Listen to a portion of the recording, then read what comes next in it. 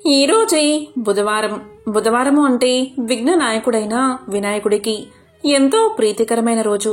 మరి ఇంతటి విశేషమైన రోజు శ్రీ గణేశ పురాణంలోని ఈ కథను విన్నా, చదివినా, చెప్పినా, వినిపించినా అన్ని ఆటంకాలు తొలగి ప్రతి పనిలోనూ మీదే విజయం కలుగుతుంది. మీరు కోరిన కోరికలు తప్పకుండా నెరవేరతాయి. మరి ఆ కథ ఏంటో ఇప్పుడు ఈ వీడియోలో తెలుసుకుందాం. పూర్వం ఒకనాడు పరమేశ్వరుడు పార్వతీదేవితో కైలాస శిఖరం మీద కొలువుతీరి ఉండగా సకల దేవతలు ఆయన దర్శనం కోసం విచ్చేశారు. అందరూ ముక్తకంఠంతో శంకరుణ్ణి దివ్యంగా స్తుతించారు. అప్సరసలు ఆయన ముందు ఆనందంగా నృత్యం చేయగా గంధర్వులు, కిన్నెరలు మధురంగా పాటలు పాడారు. కొందరు మునులు అష్టోత్తరం సహస్రనామాలతో స్తుతిస్తే మరికొందరు మహర్షులు మానసికంగా షోడశోపచారాల్ని సమర్పించారు. వశిష్ఠ, వామదేవ, అత్రి, జమదగ్ని, కన్వ, భరద్వాజ, గౌతమాది మహర్షులంతా శంకరుణ్ణి వివిధ వేద మంత్రాలతో స్తోత్రం చేశారు. ఆ సమయంలో శంకరుడి తలపై ఉన్న శేషుడు, నేను వీరందరికన్నా ఎంతో గొప్పవాణ్ణి, అందుకే శంకరుడు నన్ను తలమీద ధరించాడు. ముల్లోకాల్లో నేనే ఎంతో శ్రేష్ఠుణ్ణి. భూమిని భరించగలిగే శక్తి నాకు తప్ప మరెవరికీ లేదు కదా. నేనే కాదు, నా సర్పకులం కూడా దేవతల కన్నా విశిష్టమైంది. అందుకే మా వాసుకుని కవ్వంగా చేసుకుని ఈ దేవతలు సముద్ర మదనం చేశారు. వాసుకి లేకపోతే వారికా పనిచేయడం సాధ్యమయ్యేదా? వారికి అమృతం లభించేదా అని లోలోపల గర్వపడసాగాడు. శంకరుడికి శేషుడి మనోగతం తెలిసింది. వెంటనే కోపంతో తన తల మీద నుంచి లాగి శేషుణ్ణి నేలపైకి విసిరేశాడు. ఆ దెబ్బకి శేషుడి ఒక్కో తల 10 ముక్కలైపోయింది. రక్తం కక్కుతూ పైకి లేవలేకపోయాడు. అలా ప్రాణాలు కోల్పోయే స్థితిలో ఉన్న శేషుడికి తాను చేసిన తప్పు గుర్తుకు వచ్చి ఇలా పశ్చాత్తాపం చెందాడు. అయ్యో, ఎంత పనిచేశాను! సాక్షాత్తు పరమశివుడి శిరస్సు మీదున్న నాకు ఇంత అహంకారం ఎలా వచ్చింది? ఏ పాపం చేశానో ఈనాడు శివుడి ఆగ్రహానికి గురై ఇలా నేలకూలాను. నన్నెవరు రక్షిస్తారు? తిరిగి నేనా శంకరుడి శిరోభాగానికి ఎప్పుడు చేరుకుంటాను? నాకు తరుణోపాయం చెప్పేవారెవరు అని తనలో తాను చింతించసాగాడు. అప్పుడు అటుగా వస్తున్న నారదుడు శేషుడికి కనిపించాడు. శేషుడికి కొండంత ధైర్యం వచ్చింది. అంతలో అక్కడికొచ్చిన నారదుడు శేషుణ్ణి చూసి ఇలా పలికాడు. సర్పరాజా, ఏమిటి? ఏం జరిగింది? ఎందుకిలా గాయాలతో కనిపిస్తున్నావు? నీ తల్లన్నీ పగిలిపోయాయేమిటి? ఎవరికైనా ఏదైనా అపచారం చేశావా? లేక నిన్ను తలపై ఉంచుకున్న శంకరుడికి ఆగ్రహం తెప్పించావా? జరిగిందేంటో చెప్పు అని అన్నాడు నారదుడు. అప్పుడు శేషుడు జరిగిందంతా నారదుడికి వివరించి, మహర్షి, నేను నా తప్పుని తెలుసుకున్నాను. పశ్చాత్తాపానికి మించిన ప్రాయశ్చిత్తం మరొకటి లేదు కదా. నాకు తిరిగి మళ్లీ పూర్వవైభవం, శంకరుడి అభిమానం కలిగే ఉపాయాన్ని సూచించు అని దీనంగా ప్రాధేయపడ్డాడు. నారదుడికి శేషుడి స్థితి చూసి జాలి కలిగింది. నాగరాజా, నీ పూర్వస్థితిని తిరిగి నీవు పొందాలి అంటే ఆ గజాననుడి అనుగ్రహాన్ని నీవు పొందాలి. ఆయన సాక్షాత్కారం నీకు లభిస్తే నీ కోరిక తప్పకుండా నెరవేరుతుంది. అందుకోసం నీకు గజాననుడి దివ్య మంత్రాన్ని ఉపదేశిస్తాను. పూర్వం ఇంద్రాది దేవతలు, ఋషులు, మునులు ఈ దివ్య మంత్రాన్ని ఉపాసించే ఎన్నో శుభఫలితాలు పొందారు అని చెప్పి గణపతి షడక్షరీ మహామంత్రం అంటే గణేశాయ నమః అనే మంత్రాన్ని సాంగోపాంగంగా శేషుడికి ఉపదేశించాడు నారదుడు.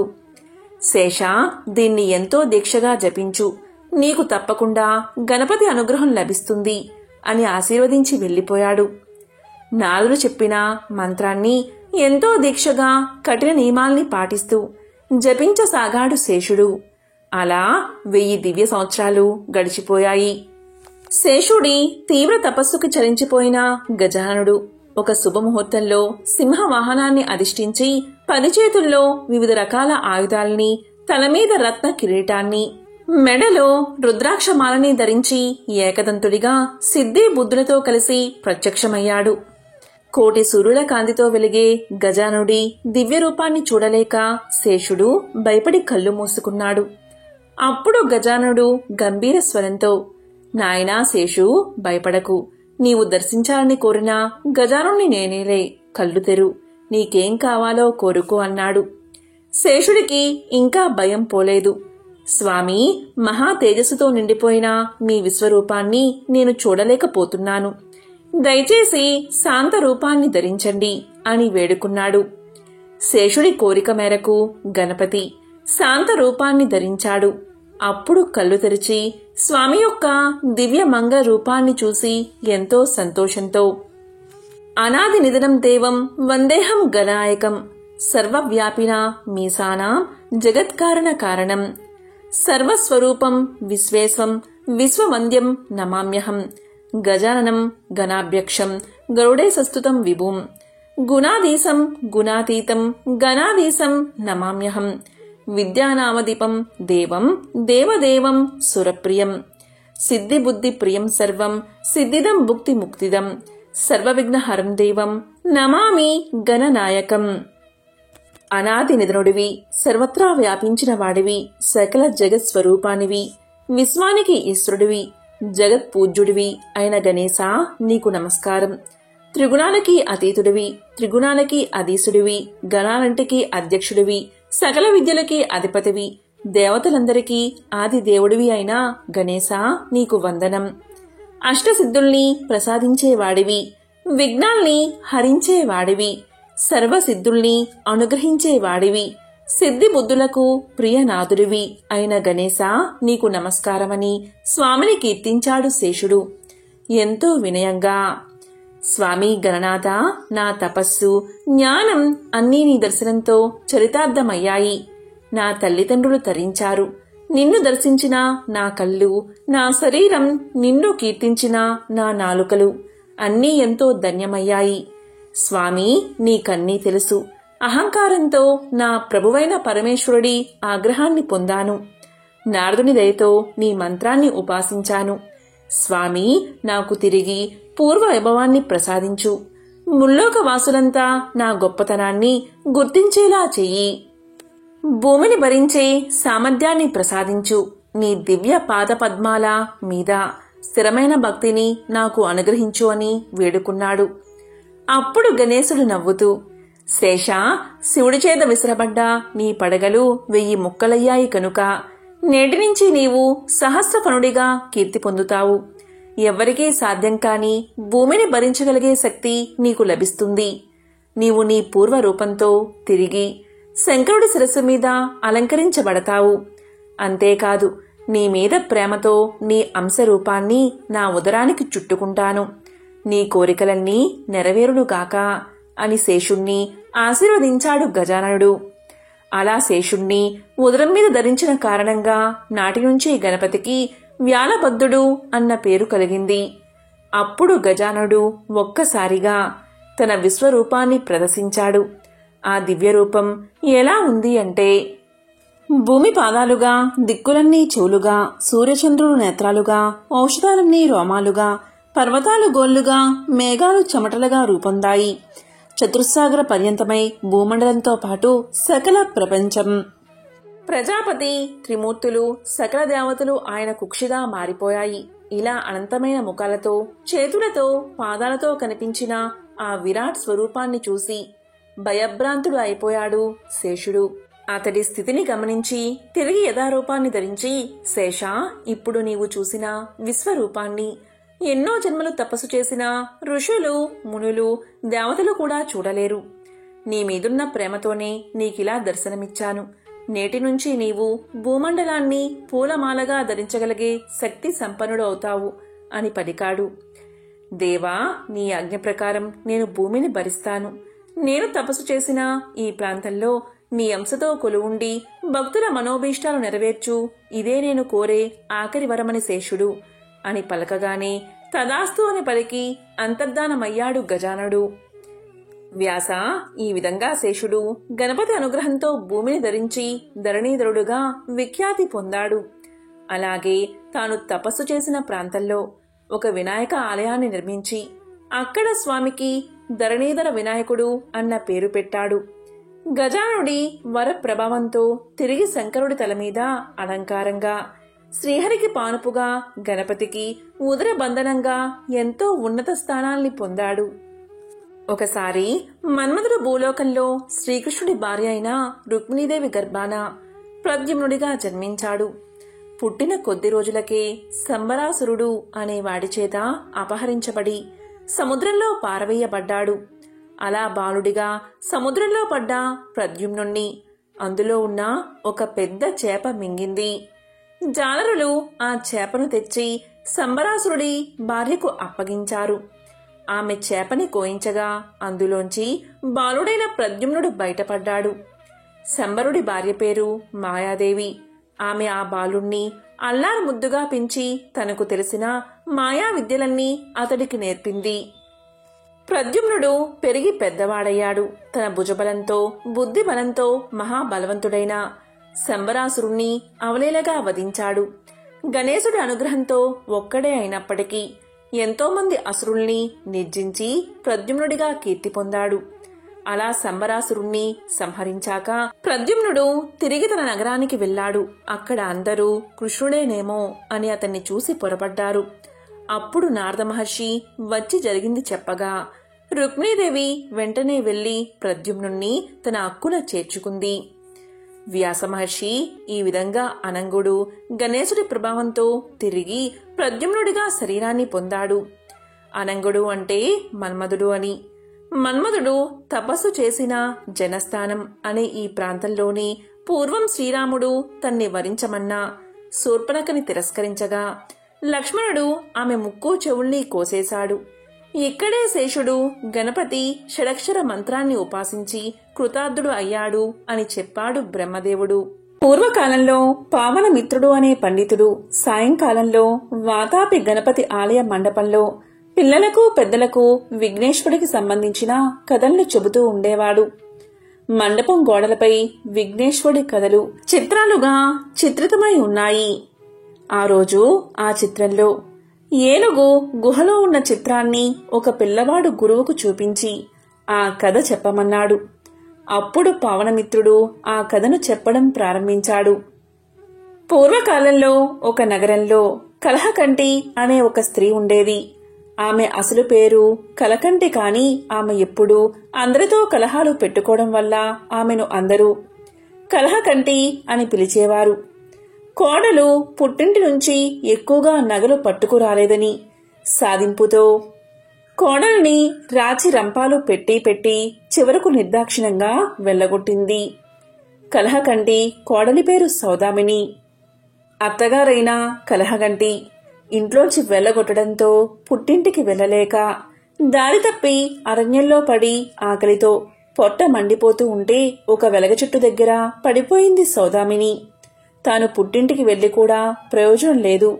ఎందుకంటే తన పెళ్లికి చేయించిన నగలకే తండ్రి అప్పుల పాలయ్యాడు. ఇంకా నగలు పెట్టలేడు. అందువల్ల ఆ కీకారణ్యంలో చావడమే మేలు అనుకుంటూ ఉండగా చెట్టు నుంచి ఒక వెలగపండు రాలి దొర్లుకుంటూ ఆమె చేతి దగ్గర ఆగిపోయింది.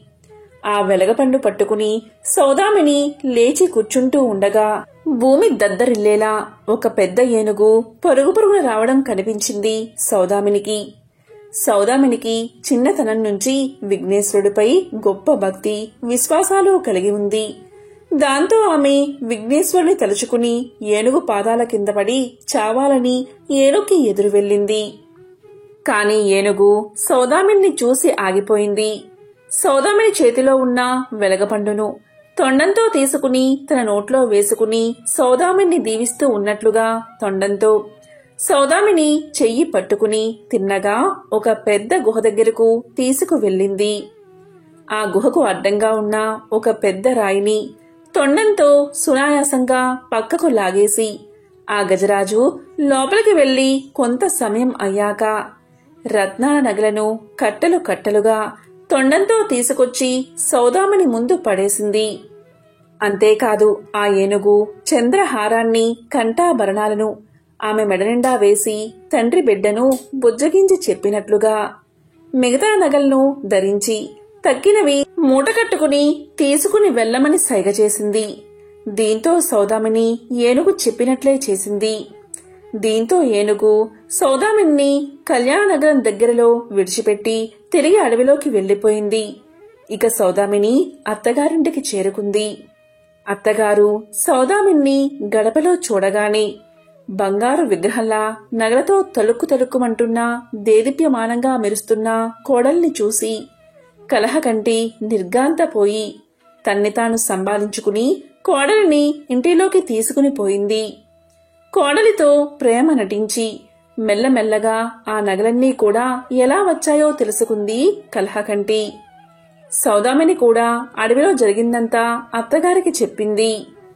అంతా విన్న కలహకంటి ఏనుగుకి వెలగపండ్లు అంత ఇష్టమన్నమాట అని తలచి వెంటనే సంతకు వెళ్లి సంచినిండా వెలగపండ్లు కొనుక్కు వచ్చింది. కలహకంటి బంగారం నింపుకుని రావడానికి ఒక గడ్డి గోతాన్ని భుజాన వేసుకుని వెలగపళ్లను సంచితో పెట్టుకుని బయలుదేరింది అడవిలోకి.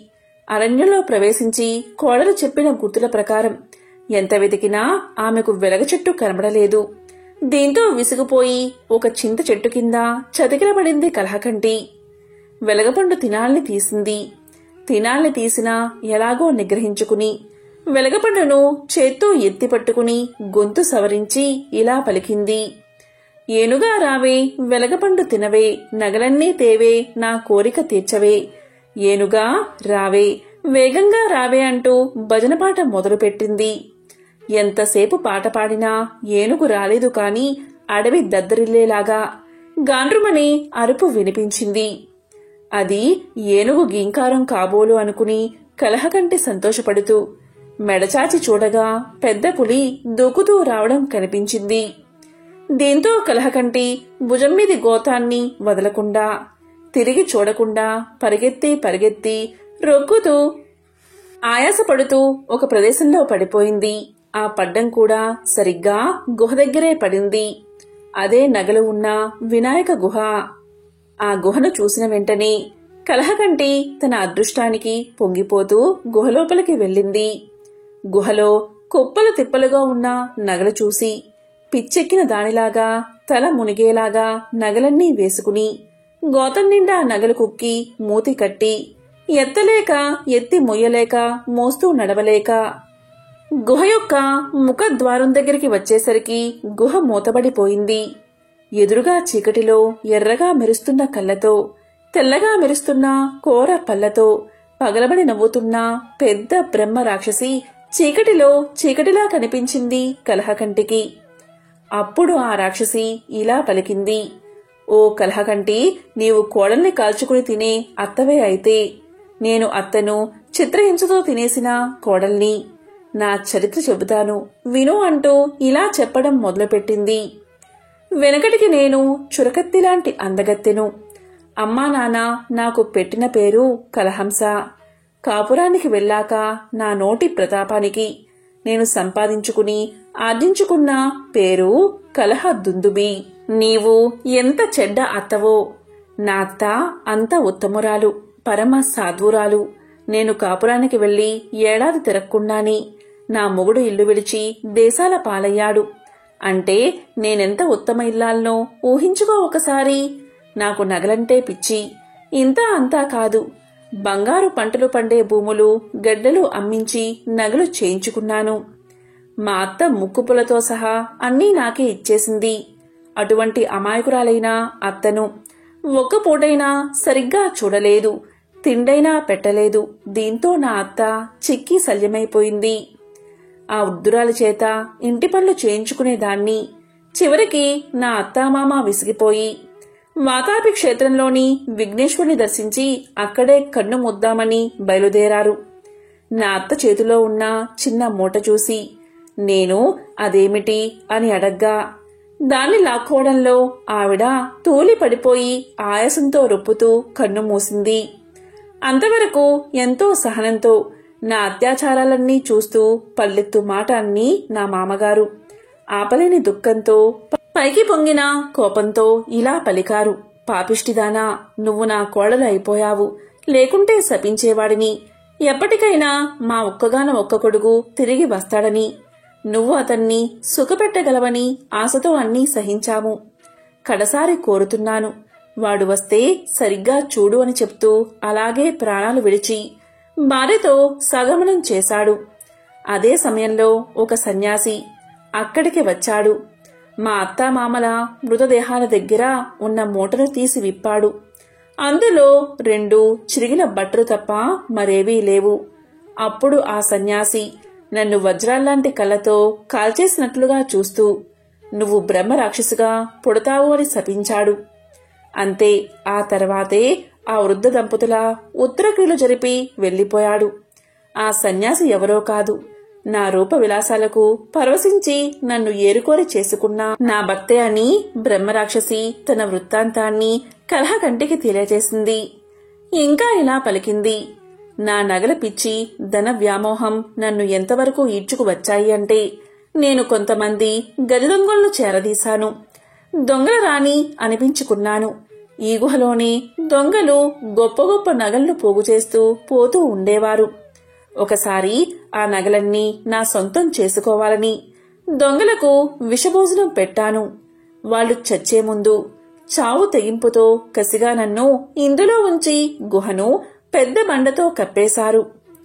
కలహకంటి ఇదే గుహలో ఆ నగల్ని ధనరాశుల్ని చూసుకుంటూ అలాగే మాడి మాడి కన్ను మూసి ఇలాగా భూతంలా పడి ఉన్నాను.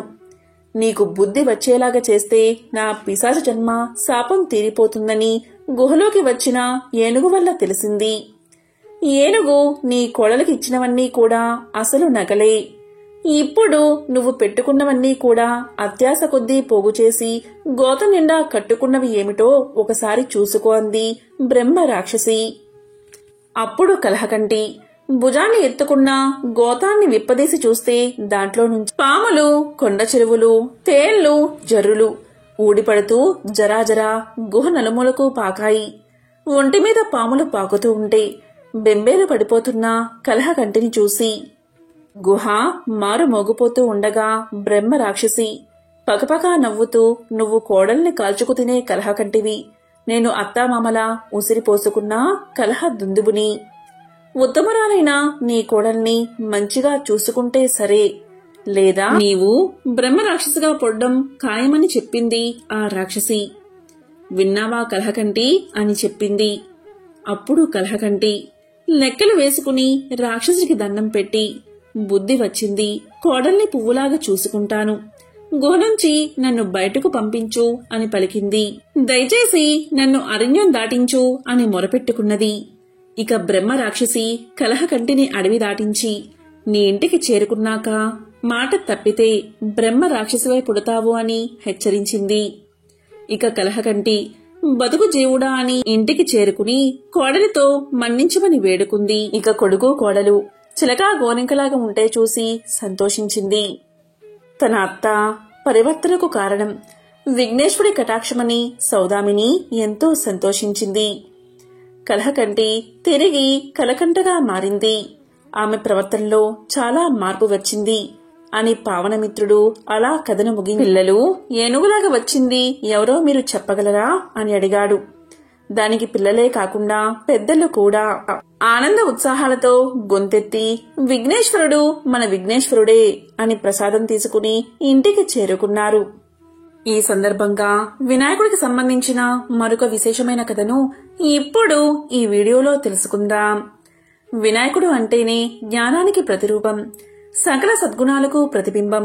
అలాంటి గణేశుని ముందే అహంకారాన్ని ప్రదర్శిస్తే, తన హోదాను చూపించి చిన్న బుచ్చాలి అనుకుంటే ఏం ఫలితం ఉంటుందో ఇప్పుడు తెలుసుకుందాం. సంపదకు అధిపతి అయిన కుబేరుడికి ఒకసారి తన వైభోగాన్నంతా దేవతలకు ప్రదర్శించాలి అన్న కోరిక కలిగింది. అందుకోసం అంగరంగ వైభోగంగా ఒక విందుని ఏర్పాటు చేశాడు. దానికి 3,000,000 దేవతలను పిలవడం మొదలుపెట్టాడు. ఆ విధంగా శివుణ్ణి కూడా తన విందుకు ఆహ్వానించేందుకు కైలాసాన్ని చేరుకున్నాడు కుబేరుడు.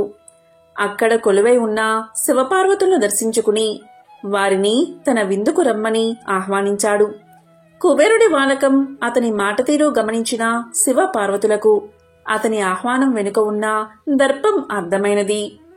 అప్పుడు వారు ఇలా పలికారు, కుబేరా, నీ విందుకు మాకు రావాలనే ఉంది, కాని బహుశా వీలుపడకపోవచ్చు.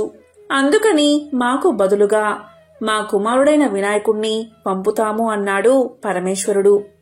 ఆ మాటలకు కుబేరుడు కొంత నిరాశ చెందినా, గణేశుడు కూడా శివుడి ప్రతినిధే కాబట్టి ఆయన ముందు తన అలకాపురి వైభవాన్నంతా ప్రదర్శించాలి అనుకున్నాడు. తీరా విందు రోజు రానే వచ్చింది. ఒక్కొక్కరుగా దేవతలంతా కుబేరుడి రాజధాని అలకాపురికి చేరుకుంటున్నారు. వారికి తన రాజ్యంలోని సంపదనంతా చూపించి మురిసిపోతున్నాడు కుబేరుడు. ఆ సమయంలో గణేశుడు అలకాపురిలో ప్రవేశించాడు. గణేశుణ్ణి చూసిన కుబేరుడు ఆయన్ని సకల మర్యాదలతో ఆహ్వానించి తానే దగ్గరుండి మరీ తన వైభవాన్ని చూపించడం మొదలుపెట్టాడు. ఇంతలో విందు మొదలైనది. విందు కోసం తయారు చేసిన వందలాది భక్షలను చూడ్డంతోటే ఆహ్వానితుల కడుపు నిండిపోతుంది. కాని వినాయకుడి మాత్రం తన ముందున్న ఆహారాన్ని చిటికెలో పూర్తి చేసి పారేశాడు. ఆపై తనకి ఎంత వడ్డిస్తే అంత ఆహారాన్ని కళ్ళు మూసి తెరిచేంతలో ఆరగించడం మొదలుపెట్టాడు. వినాయకుడికి మరింత ఆహారాన్ని అందించేందుకు సేవకులంతా అటూ ఇటూ పరుగులు పెట్టడం మొదలుపెట్టారు. వందలాది మంది కోసం వండిన ఆహారమంతా వినాయకుడి ఆకలిని తీర్చలేకపోయింది. రాజ్యంలో ఎక్కడెక్కడ ఉన్న ఆహారాన్ని తీసుకువచ్చి వడ్డించినా ఉపయోగం లేకుండా పోయింది. ముక్కోటి దేవతల సాక్షిగా కుబేరుడు వినాయకుడి ఆకలిని తీర్చలేక నిస్సహాయంగా నిల్చుండిపోయాడు. ఆకలి తీరని వినాయకుడు మాత్రం తన ముందు ఏది కనిపిస్తే దాన్ని గుడ్డుకు మనిపించడం మొదలుపెట్టాడు. పరిస్థితి ఇలాగే కొనసాగితే తన అలకాపురి రాజ్యం మొత్తం వినాయకుడి ఆకలికి ఆజ్యమైపోతుందని అర్థమైపోయింది కుబేరుడికి. వెంటనే పరిగెత్తుకుంటూ కైలాసానికి చేరుకున్నాడు. జరిగిందంతా శివుడికి వివరించి శరణు వేడుకున్నాడు కుబేరుడు. నాకు బుద్ధి వచ్చింది. ముల్లోకాలకు అధిపతివైన నీ ముందే నా దర్పాన్ని ప్రదర్శించాలి అనుకున్నాను. ఇప్పుడు నా అస్తిత్వానికే ముప్పు వచ్చింది. దయవుంచి నన్ను రక్షించు ప్రభు అంటూ సాగిలపడ్డాడు కుబేరుడు. కుబేరుడి బేల మాటలు విన్న శివుడు చిరునవ్వుతో ఇలా పలికాడు. భక్తి వినయాలతో ఒక గుప్పెడు మెతుకులను గణేశుడికి అర్పించినా అతని ఆకలి తీరుతుంది. దర్పంతో తన కడుపు నింపాలి అనుకుంటే మాత్రం సాధ్యం కాదు అంటూ ఒక గుప్పెడు మెతుకులను కుబేరుడి చేతిలో వేశాడు శివుడు. పరమేశ్వరుడు అందించిన ఆ గుప్పెడు మెతుకులను చేతపట్టుకుని పరుగు పరుగున అలకాపురికి చేరుకున్నాడు కుబేరుడు. అక్కడ తన ఆకలితో ఏకంగా అలకాపురిని భక్షించేందుకు సిద్ధంగా ఉన్న వినాయకుడికి చేతులు జోడించి శివుడు అందించిన గుప్పెడు మెతుకులను ప్రసాదంగా అర్పించాడు. ఆ గుప్పెడు మెతుకులతో వినాయకుడి ఆకలి తీరిపోయింది. గణేశుడి ఆకలితో చిన్న భిన్నమైపోయిన తన రాజ్యాన్ని, చిన్నబోయిన తన పరివారాన్ని చూసుకుని కుబేరుడు స్థానువై ఉండిపోగా వినాయకుడు మాత్రం బొజ్జను చూసుకుంటూ తడుముకుంటూ చిరునవ్వుతో కైలాసానికి బయలుదేరాడు. ఎంతటి వారికైనా గర్వం పనికిరాదు అన్న నీతి ఈ కథలో కనిపిస్తుంది. అంతేకాదు, దర్పంతో కాకుండా భక్తితోనే ఆ గణపతి మనసుని జయించగలము అన్న బోధ కూడా వినిపిస్తుంది. ఎంతో పవిత్రమైన విశేషమైన ఈ కథను విన్నవారికి సకల శుభాలు కలుగుతాయి. వినాయకుడికి సంబంధించిన మరొక విశేషమైన కథను ఇప్పుడు తెలుసుకుందాం. ఎంతో పవిత్రమైన విశేషమైన ఈ రోజు ఈ కథలను విన్నవారికి సకల శుభాలు కలుగుతాయి. ప్రతి పనిలోనూ విజయం చేకూరుతుంది. ఓం గం గణపతియే నమః.